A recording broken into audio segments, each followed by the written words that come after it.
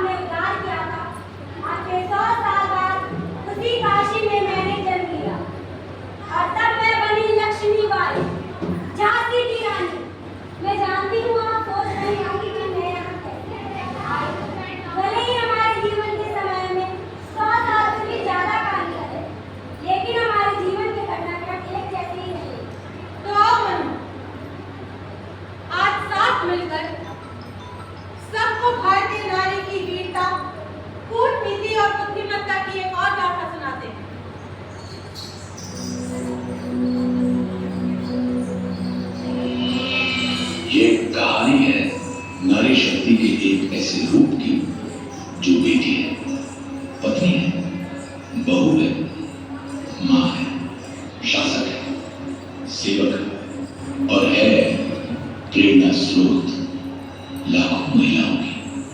वो जिसने बिना तलवार उठाए ही कई युद्ध जीते, जिसने अपना तो गिराकर अपनी प्रजा के हित के लिए सदैव काम किया।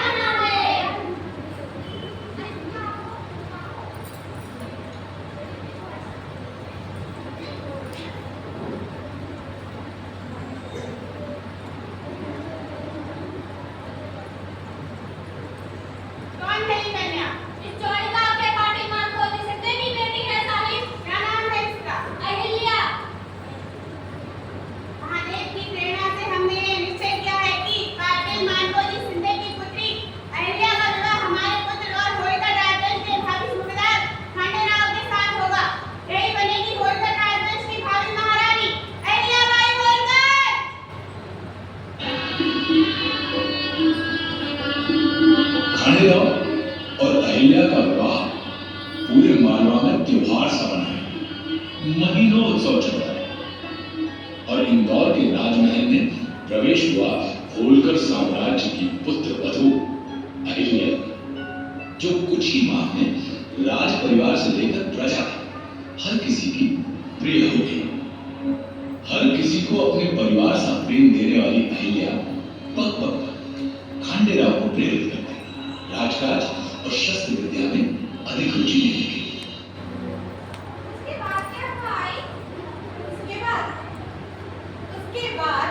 हमने एक दिन राजे से पूछा कि राजे, हमारे राजभवन में तो हथियारों का इतना बड़ा भंडार है, कितने खतरनाक और मारक हथियार है, और इस तलवार को ही देखने की।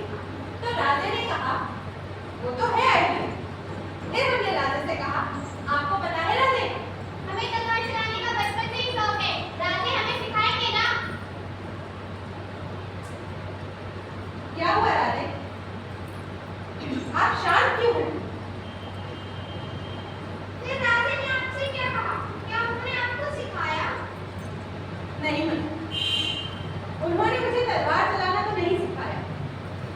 वो मुझसे बोले, हमारे बाबा का पराक्रम ही बहुत है, हमें तलवार चलाने की क्या आवश्यकता? राजे, आप राजवंश से संबंध रखते हैं, होलकर राजवंश के उत्तराधिकारी हैं आप।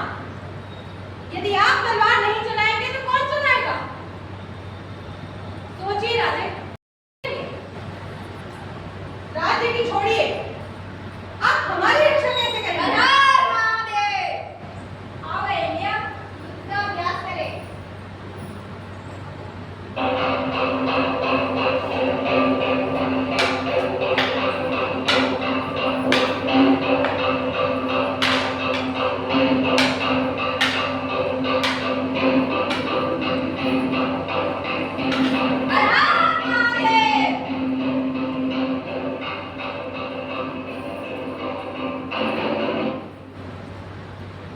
और इसी तरह हमारी इन्हीं बातों ने राजे की अंदर में सोई हुई वीरता को जगा दिया और उन्हें राजकाज के लिए प्रेरित किया।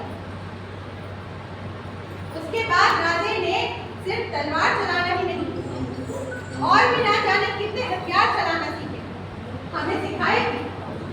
और अपने पिताश्री श्री मल्हार राव जी के साथ में सेना का प्रतिनिधित्व किया, वो भी अनेकों युद्धों में, और अपनी वीरता का परिचय दिया। किंतु सूरजमल जाट के साथ हुआ वो युद्ध राजे के जीवन का अंतिम युद्ध साबित हुआ। राजे!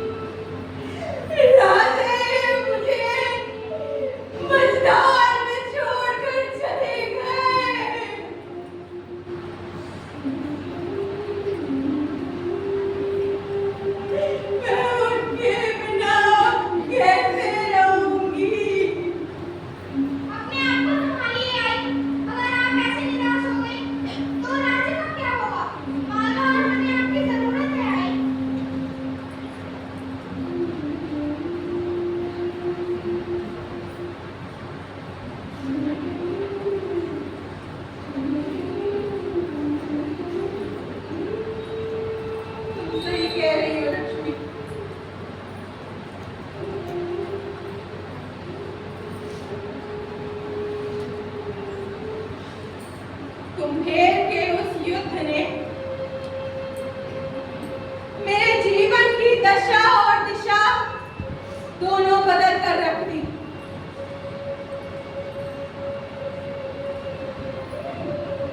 अपने पिता समान ससुर महाराज मल्हार राव के अनुसार मैंने प्रण लिया कि मैं अपना पूरा जीवन मालवा और उसकी प्रजा के कल्याण में समर्पित कर दूंगी।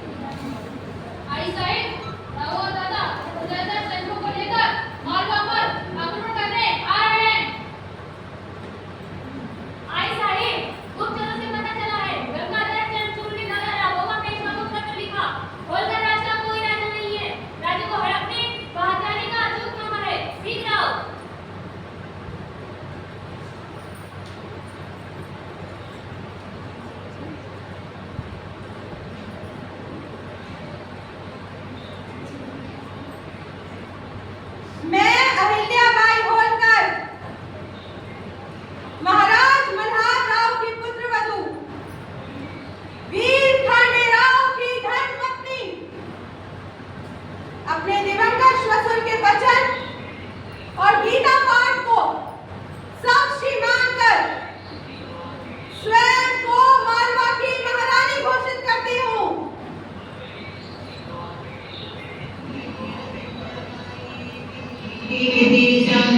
संसार चालवी लोकमाता ही अशीच आमची आई, संसार चालवी लोकमाता ही अशीच आमची आई. अहिल्याबाई, अहिल्याबाई, अहिल्याबाई. लोकमाता अहिल्याबाई की जय, लोकमाता अहिल्याबाई की जय. मैं पुत्र शोक होते हुए भी अपने राज्य की स्थिति संभाल सकती हूँ। मैं विधवा हूँ, असहाय अबला हूँ, ऐसा कोई ना समझे। यदि मैं भाला लेकर निकल पड़ी तो कोई जीवित नहीं बचेगा। मैं और मेरा राज्य मेरे ससुर के अनुसार पूना के पेशवा के अधीन है, किंतु यदि किसी ने भी मेरे राज्य की ओर दृष्टि डालने की चेष्टा भी की तो उसकी खैर नहीं। दादा राघवा को अहिल्याबाई की ओर से पत्र लिखो, लिखो। दादा प्रणाम, आप मेरा राज्य हड़पने आए हैं, ये आपको शोभा नहीं देता। मुझे असहाय अपना समझने की गलती ना करें। मैं स्त्री हूँ, यदि आप मुझसे लड़कर जीत भी गए तो अभी मुझे जग में कोई याद नहीं रखेगा, किंतु यदि आप मुझसे हार गए तो आपकी जग में हंसाई हो जाएगी दादा। इसलिए आपका भला इसी में है कि आप अपने 50,000 सैनिकों को लेकर वापस लौट जाएं, क्योंकि यदि युद्ध होगा तो मालवा की पवित्र धरती पर गिरने वाली रक्त की पहली बूंद मेरी होगी। जाओ, ये पत्र पेशवा राघोबा दादा तक पहुंचाओ। मालवा की महिलाओं को इकट्ठा करो, हम उन्हें सैन्य प्रशिक्षण देंगे। जाओ। प्रणाम आई मां.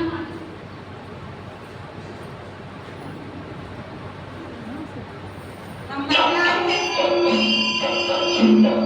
असहाय नहीं।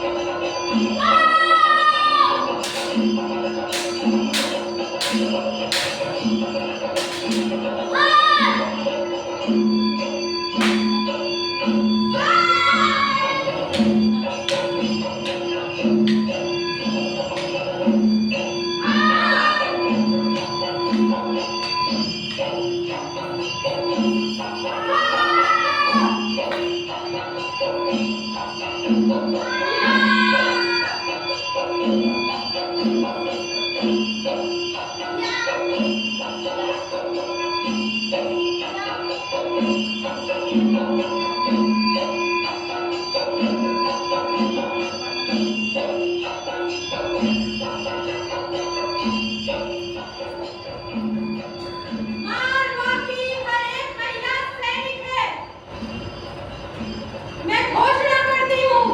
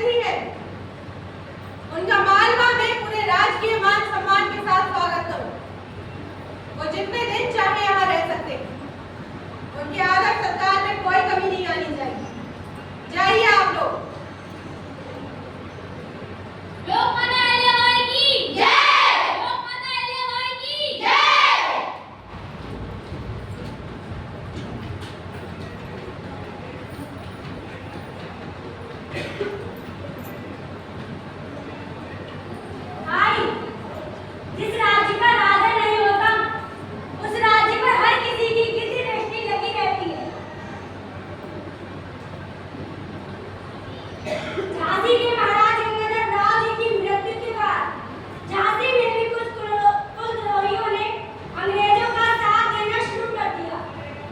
लॉर्ड डलहौजी की बनाई गई हड़प नीति के चलते मेरे झांसी को उत्तराधिकारी नहीं समझकर हड़पने के षड्यंत्र होने लगे। तो क्या तुम अपनी झांसी बचा पाई? आई जिस दिन महाराज गंगाधर राव और हमारा छोटा सा पुत्र इन षड्यंत्रों के चलते स्वर्गवासी हुए, उसी दिन हमने निर्णय कर लिया कि लक्ष्मी विधवा हुई है, झांसी नहीं। जब तक मेरा जीवन है मैं अपने रक्त की अंतिम बूंद तक झांसी की रक्षा करूंगी। यदि युद्ध ही अंतिम विकल्प है तो युद्ध अवश्य होगा। मैं अपनी झांसी नहीं दूंगी। महाराज की मृत्यु के बाद तुम्हें सती होने का ख्याल नहीं आया? नहीं आई। पति के बिना एक महिला का जीवन आसान हो सकता है, लेकिन एक राज्य के बिना एक राजा के बिना उसका राज्य वैसा ही हो जाता है जैसा पिता के बिना उसकी संतान। मैं विधवा बनकर रह सकती थी, लेकिन अपने राज्य को अनाथ बनाकर नहीं। सत्य कह रही हो लक्ष्मी। राजा की मृत्यु के बाद मैं भी शोक में पूरी तरह डूब गई हूँ। मुझे अपने चारों ओर अंधकार दिखाई देता था।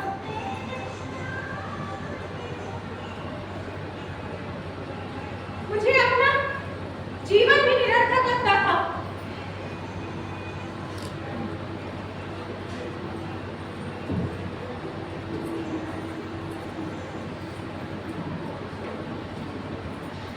मैं तो उनकी चिता के साथ सती होना चाहती थी,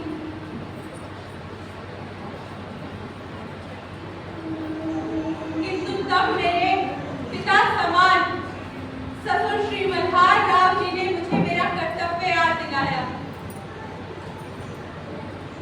वो मुझसे बोले, आंटे भी मुझे छोड़कर चला गया। तुम भी सती होना चाहती हो, मैं अकेले इतना बड़ा राज्य कैसे संभालूं?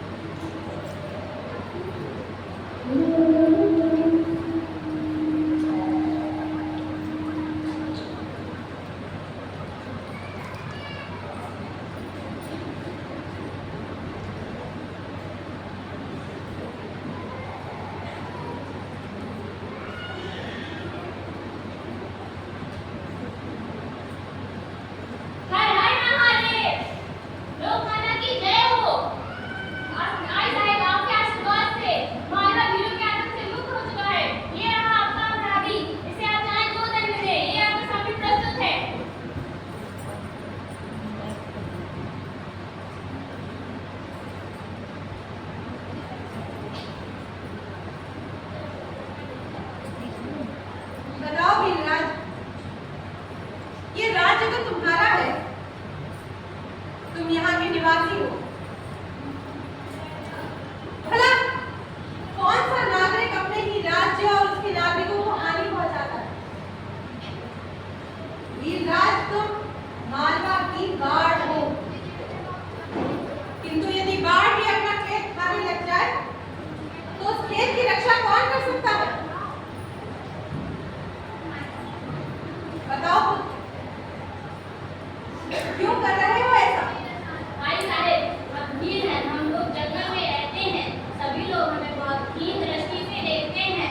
हमारे पास जीवन यापन के लिए कोई साधन नहीं है।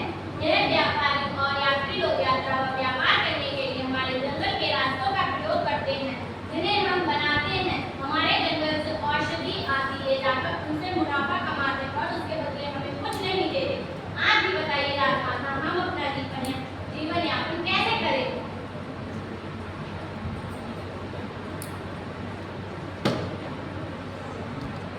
जाओ वीरराज, जंगल के सभी निवासियों को सूचित करो, जो भी व्यक्ति शस्त्र चलाने में कारागार होगा उसे मालवा की सेना में नियुक्त किया जाएगा, साथ ही वेतन भी दिया जाएगा। राजमाता, उठो वीरराज, तुम इस राज्य के निवासी हो। साथ ही सारे व्यापारियों को सूचित करो, जो भी व्यापारी जंगल के मार्गों और उसकी संपदा का उपभोग करेगा उसे 1 कौड़ी कर के रूप में वीरराज को देनी होगी। ये कर वीर कौड़ी के नाम से जाना जाएगा। लोकमाता अहिल्याबाई की जय! लोकमाता अहिल्याबाई की जय! यशवंतराव, हम तुम्हारी राज्य के प्रति निष्ठा और वीरता से अत्यंत प्रसन्न हैं। महादेव को साक्षी मानकर लिए हुए हमारे वचन के अनुसार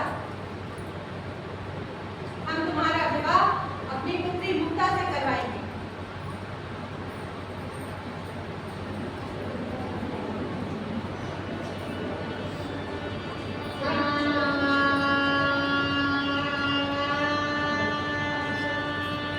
आयुष्मान भव, सदा सौभाग्यवती भव। यशवंतराव, मुक्ता आज से तुम्हारी धर्मपत्नी है। इसका ध्यान रखना, सदैव इसकी रक्षा करना, सदा ही इसे अपने साथ रखना। मुक्ता, तुम अपने ससुराल जा रही हो बेटी, खुशी खुशी अपने घर जाओ। ईश्वर तुम्हें सदा सुखी रखे। महादेव का आशीर्वाद तुम दोनों पर सदा बना रहे। लोकमाता अहिल्याबाई की जय! हर हर महादेव! हर हर महादेव!